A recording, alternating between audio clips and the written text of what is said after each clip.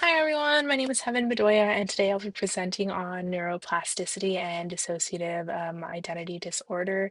I chose this topic because it shows how powerful and adaptive the brain is during trauma and how these changes can affect cognition, behavior, and even physical health. It also connects directly to what I want to do later on in life, which is clinical laboratory work. Not too sure what kind, but we'll see.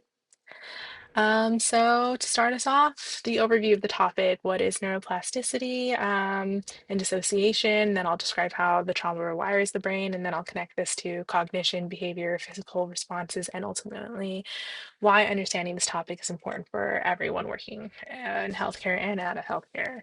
So, neuroplasticity, it's the brain's ability to rewire itself. It allows us to learn, adapt, recover, but under trauma, it can also reorganize in ways that protect a person short term but causes difficulty long term.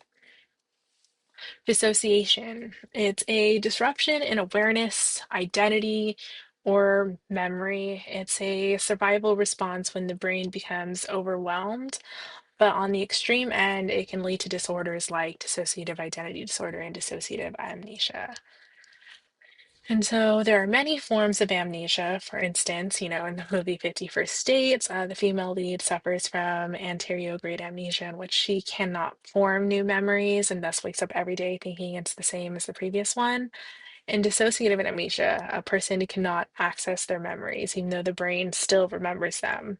Studies show that the prefrontal cortex is actively inhibiting the hippocampus, essentially turning off the mechanism. The prefrontal cortex deals with the emotions and like logical thinking, while as the hippocampus retrieves and stores memories, which we'll also go into as well. Dissociative identity disorder, previously known as multiple personality disorder or as DID for short. This usually develops from early repeated trauma. The brain causes separate identity states to protect the person. Research show distinct patterns in activation in areas related to memory and emotions, such as like the prefrontal cortex and like the hippocampus too as well. Uh, and also including the amygdala. Here is picture of Kim Noble. She is an artist who does have DID. Currently, she does have 23 altars, last time I checked. And here is her artwork. And as you can see, each art is different. Each altar has their own unique style, their own unique color patterns, their own unique everything. So Kim does not know all of these. It's her alters who know one specific type. And as you can see in the top right-hand corner, that is the altar that deals with the trauma, whereas the bottom left-hand corner is the altar that deals with the nurturing, the emotional aspect of it all. So each of these altars is a different personality. And I think seeing this art really can showcase that really well. It's also very fascinating too, as well.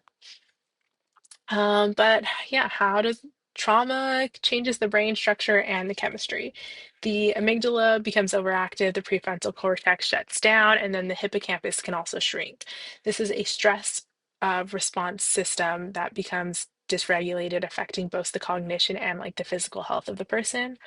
We'll go into each part of the brain that's affected. So, starting off with the amygdala, this is the part that detects danger, activates fight, flight, or freeze, and emotional tensity. In DID, this fires too strongly due to early repeated trauma. Because the child cannot escape that threat physically, the brain finds a psychological escape by creating separate identity states or alters that can hold the traumatic memories, handling the overwhelming emotions, and then function when another part can't. The amygdala signals that this is too dangerous. So the brain isolates the emotion into a new compartment, which turns into its own identity over time. Um, and for in dissociative amnesia, though, the amygdala blocks the access to the painful memories to prevent emotional overload.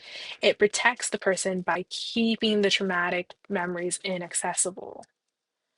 The prefrontal cortex, or PFC for short, this is what regulates emotions, makes decisions, controls impulses, and helps separate the past from the present. In DID, a weak prefrontal cortex cannot integrate experience into a single identity, or soothe the emotional overwhelm. So it creates segmental experiences that lead to like identity fragmentation without the prefrontal cortex being regulated. The emotional and memory systems remain separated. So each traumatic event can create a new behavioral pattern and then a new emotional role. And then this is what creates the alters too as well. In dissociative amnesia, the prefrontal cortex fails to organize the traumatic memories and to integrate the memories with a sense of self. This leaves the person to experience things like, I know something happened, but like I can't recall it, or being told something and then the person not believing that it happened to them. Then we have the hippocampus. This is what puts memories in chronological order and then stores the autobiographical memories. It also helps distinguish the past and the present. So in DID, different alters carry different memories. So there's really no memory barrier that exists. No, at least no autobiographical timeline. One alter has one memory, another alter has another memory. So since the memories are disorganized, one alter can hold the trauma, one alter can become the protector, and one can deal with the daily functioning. This is why you get, I didn't do that. That must have been someone else. Whereas in dissociative amnesia, the hippocampus is suppressed by the prefrontal cortex, which causes the gaps in memories, the lost details about one's identity, the inability to recall the specific events from a traumatic time. This person didn't choose to forget. The brain just did it by disabling a part of itself. And then we have the disrupted large scale networks. So we have the default mode network, which is the sense of self, the salience network, which is what feels important or controls what feels important or dangerous. And then we have the executive network, which controls the logic and control. In DID, this becomes disabled, creating several versions of itself. Um, the default mode network, yeah, doesn't work. So we get like different alters. And then the Salius network mislabels the emotional dangers, and that's what causes certain alters to emerge in different like situations. And then the executive network switches offline, and that's how you get the transition from one alter to another. And they call the term switching. Um, And with dissociative amnesia, though, the default mode network and the memory retrieval circuits, which don't work, which leads to them feeling detached from their sense of self, their identity, and that feeling of like this memory belongs to someone else. Um, and we have the HPC axis. In DID, this stems from chronic childhood stress, dysregulating the cortisol. High cortisol damages memory centers, which can lead to memory fragmentation.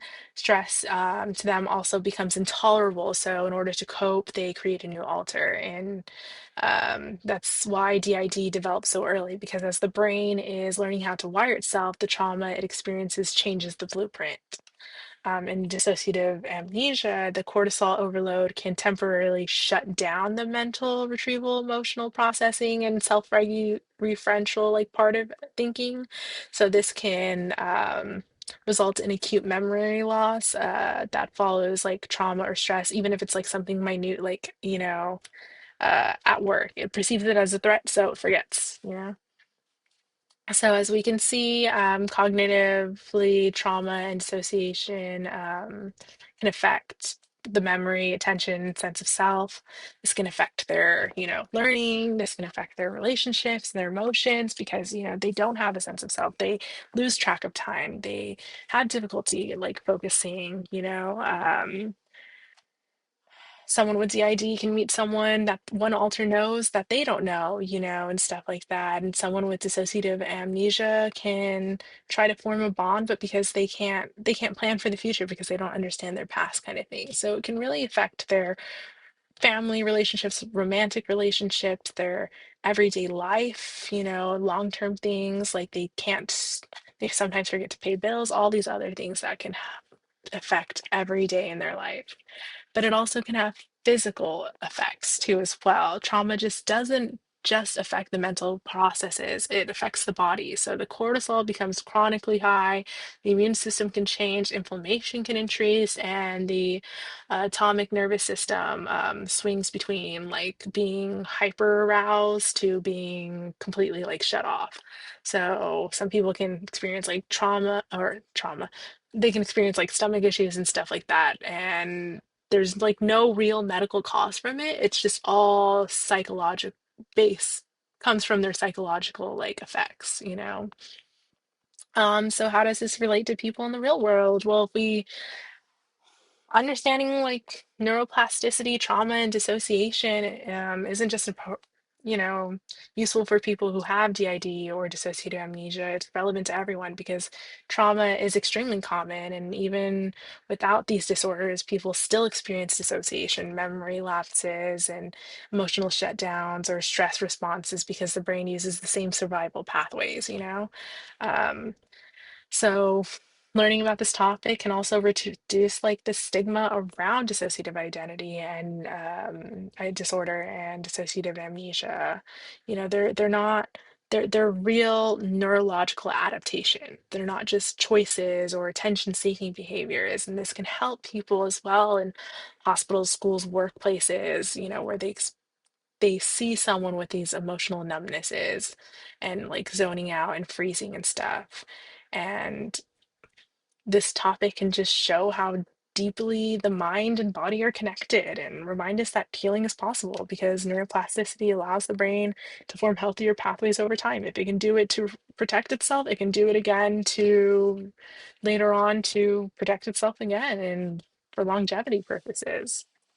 And I chose this topic because I'm fascinated by how the brain protects itself. I find it also important to understand how emotional trauma translates into physical and biochemical changes. I find it interesting how the brain does all of this to survive without thinking of how it's going to affect it long term. It's willing to reshape itself, and then long term, it doesn't help the person.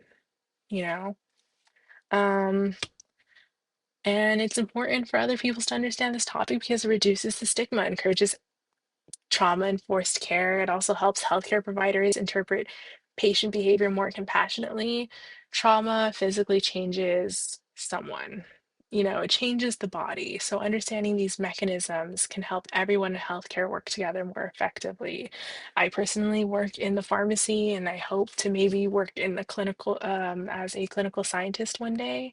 My mom works in mental health. So I take it very seriously because, sometimes these people really do feel like they are being seen as just a statistic and not for themselves. They're seen for their illness and not for who they are. And it's all based in trauma. And I feel like once we understand that and we can see what really is being affected, it can really help these people start to feel normal and be seen as normal. So hope you guys all have a good one.